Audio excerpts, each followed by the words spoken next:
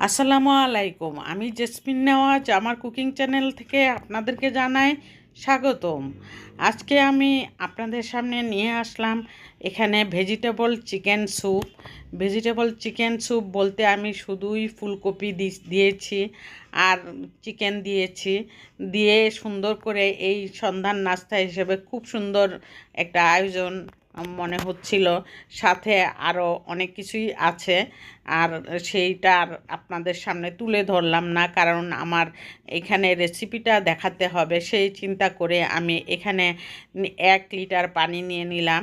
1 litre পানিতে আমি এখানে 200 গ্রাম চিকেন ব্রেস্ট নিয়ে নিলাম। চিকেন ব্রেস্ট আর ছোট ছোট কিউব করে কেটে নিয়ে নিলাম। আর ফুলকপিটা দেখতেই পাচ্ছেন আপনারা আমি কতটুকু ফুলকপি নিয়েছি। নেওয়ার পর এখানে অনেক সুন্দরভাবে আমি টেস্টিং সল্ট আর সল্ট মিলিয়ে 1 চা চামচের উপর দিয়েছি।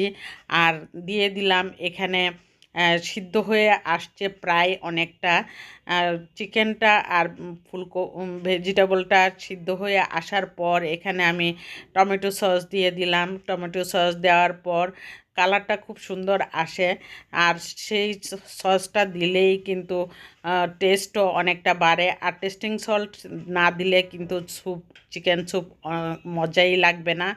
আপনারা যদি প্রয়োজন মনে করেন আমার ভিডিওটা একটু দেখে আপনাদের ভালো লেগেছে, তাহলে অবশ্যই একটি লাইক দিয়ে কন্টিনিউ করবেন। আর এই চিকেন স্যুপটা সন্ধ্যার নাস্তার জন্য কিন্তু অনেক ভালো। সাথে অন্থন বা চিকেন ফ্রাই, চিকেন ফ্রাই হলে তো আর কোনো কথাই নেই। আর সেই জন্যই আমি সাথে অন্য নাস্তার আয়োজনও করেছি। আর সেই চিকেন স্যুপটা আমি এখানে কর্নফ্লাওয়ার 1 কাপ পানির মধ্যে কর্নফ্লাওয়ার নিয়ে নিলাম 3 টেবিল চামচ। বেশিও দেওয়া যাবে না, ঘন হয়ে যাবে, আবার কমও দেওয়া যাবে না, পাতলা হয়ে যাবে। সেই চিন্তা করে এখানে আমি আন্দাজ মতো পানি আর কর্নফ্লাওয়ার নিয়ে দিয়েছি। এখন আমি সার্ভিং ডিশে ঢেলে নিলাম। কিছুটা ঠান্ডা হওয়ার পর অল্পই গরম গরম খেতে হবে অবশ্যই। আর দেখুন এখন কত সুন্দর লাগছে। আর এখানে কাঁচামরিচও দিয়ে দিলাম।